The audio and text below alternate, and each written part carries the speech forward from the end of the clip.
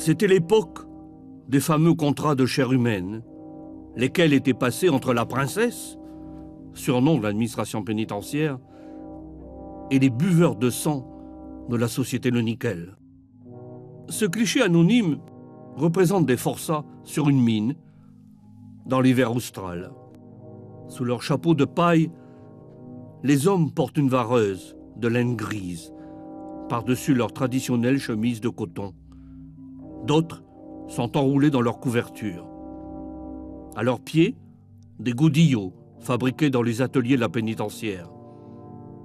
Il fait froid sur le grand plateau à Thio et sur les autres mines de nickel.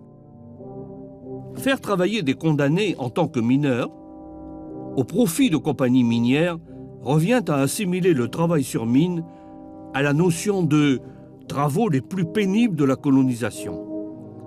En ce sens, on peut dire qu'en Nouvelle-Calédonie, la mine n'est pas seulement l'œuvre d'entrepreneurs ou d'hommes d'affaires, mais qu'elle constitue une composante à part entière du projet colonial.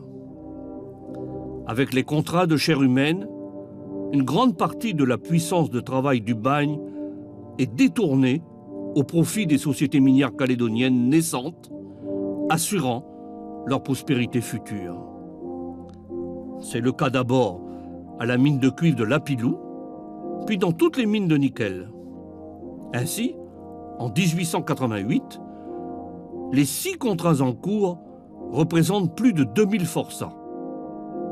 En 1892, il y a plus de 1000 condamnés à Thio.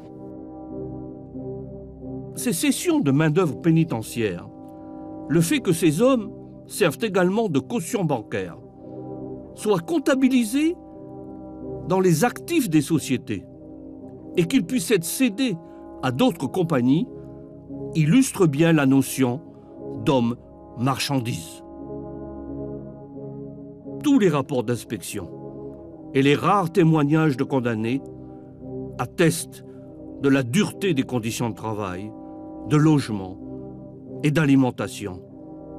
Ce qui n'empêche pas le journaliste Jean Carroll d'écrire « Le plus souvent, les carrières de nickel, de cobalt, de chrome se rencontrent à des altitudes où l'organisme humain tressaille d'aise dans la magie de la lumière et la légèreté de l'air. »